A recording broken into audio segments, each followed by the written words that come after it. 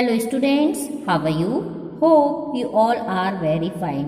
Children, we are reading chapter 3 of your civics book, Democracy and Diversity. And in the previous video, we had studied about the story from Mexico Olympics, differences, similarities and divisions of the country, origins of social differences, overlapping and cross-cutting differences. And today we will continue with the page number 33. Social divisions of one kind or another exist in most countries. It does not matter whether the country is small or big. India is a vast country with many communities.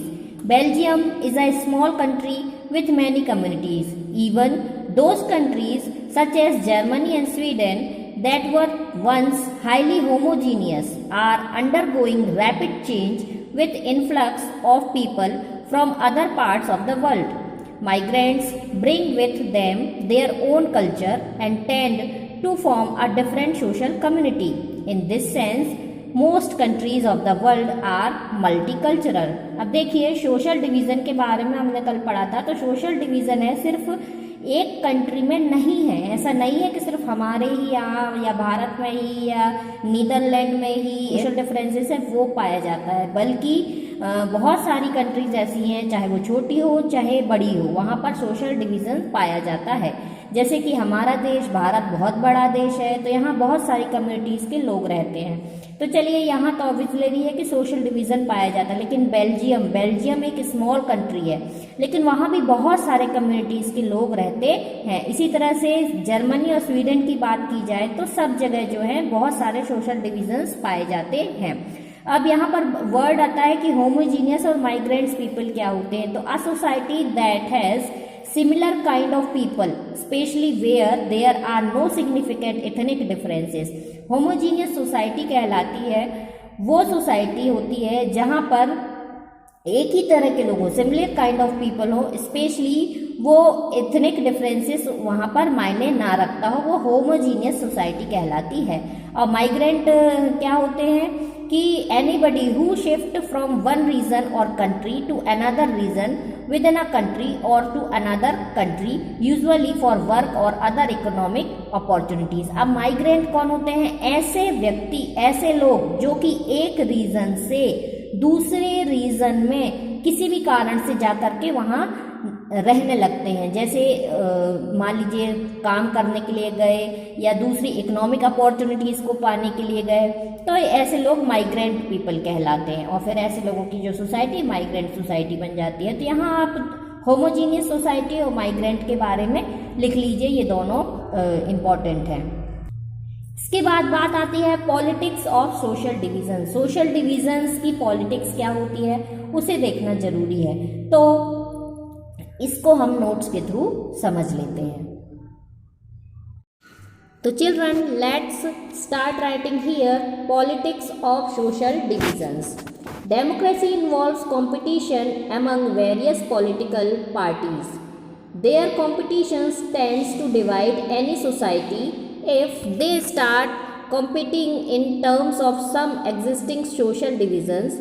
It can make social divisions into political divisions and lead to conflicts, violence, or even disintegration of a country. It would be best if there are no social division in any country. If social division do exist in a country, they must never be expressed in politics. Social divisions affect voting in most countries. In a democracy, political expression of social divisions is very normal and can be healthy. Expressions of various kinds of social divisions in politics often results in their cancelling one and other out and thus reducing their intensity. तो children, democracy जो होती है, democracy में political parties के बीच में competition होता ही है, और जो कंपटीशन होता है तो जो सोसाइटी है वो डिवाइड हो जाती है कॉम्पिटिटर्स के बीच में, और जो सोशल डिवीज़न है इसी तरह से एग्जिस्ट करने लगता है। जो लोग एक ग्रुप यदि अपना फ़ायदा चाहता है, दूसरा ग्रुप अपना फ़ायदा चाहता है, तो इस तरह से सोशल डिवीज़न सोसाइटी में आ जाता है। तो सोशल डिवीज़न पॉलिटिक्स में क्या करता है? सोशल डिवीज़न जो है वो एक को इन करता है, दूसरे को आउट करता है, और यह हमारे लिए बहुत ज़रूरी है, क्योंकि यदि लोग अपनी एक्सप्रेशंस को नहीं है, यदि थोड़ा बहुत डिफरेंस नहीं होगा और एक्सप्रेशंस अपने नहीं बताएंगे, तो जो है सोसाइटी में चेंजेस नहीं हो सकते और इम्प्रूवमेंट नहीं हो सकता। Children, here is a question. When does a social difference become a social division?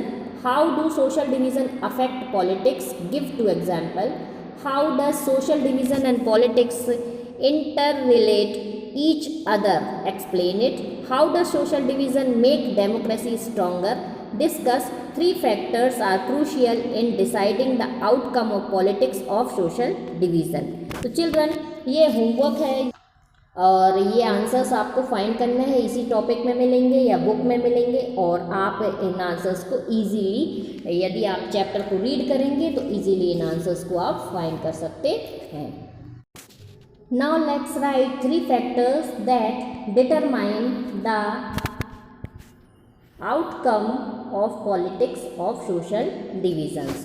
So first, the outcome depends on how people perceive their identities, depends on how political leaders raise the demands of any community. It is easier to accommodate demands that are within the constitutional framework and are not at the cost of another community. Depends on how the government reacts to demands of different groups. If the rulers are willing to share power and accommodate the reasonable demands of minority community, social divisions becomes less threatening for the country. तो 3 determinants इस बात पर depend करते हैं कि जो लोग हैं, जो जनता है, वो किस तरह से सोच रही है, जो पीपल हैं, जो लोग हैं, उनकी वो अपने आप की आइडेंटिटी को क्या मानते हैं। दैट मीन्स कि क्या वो किसी देश का नागरिक मानते हैं अपने आप को, या फिर इंडिविजुअली वो सिर्फ अपने बारे में ही सोचते हैं। फिर ये इस चीज़ पर भी डिपेंड करता है कि जो पॉलिटिकल लीडर्स हैं वो किसी भी कम्युनिटी की डिमांड्स को किस तरह से रखते हैं, और या बहुत यदि कॉन्स्टिट्यूशनल फ्रेमवर्क के अनुसार यदि वो काम करते हैं, तो यहाँ पर किसी भी तरह का कोई डिफरेंस पैदा होने की संभावना कम हो जाती है। और यह इस पर भी डिपेंड करता है कि यदि कोई डिमांड गवर्नमेंट के सामने रखी गई तो गवर्नमेंट किस तरह से रिएक्ट करती है।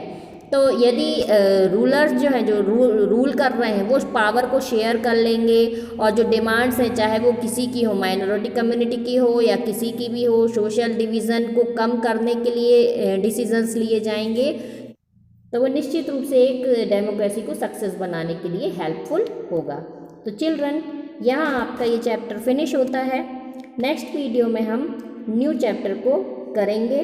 यहाँ मैं आपकी जो एक्सरसाइजेज दी हुई है पेज नंबर 37 में, मैं इसके आंसर्स भी आपको इस वीडियो के साथ पेस्ट करके दे दूँगी, तो आप उन्हें राइट कर सकते हैं। Have a good day children.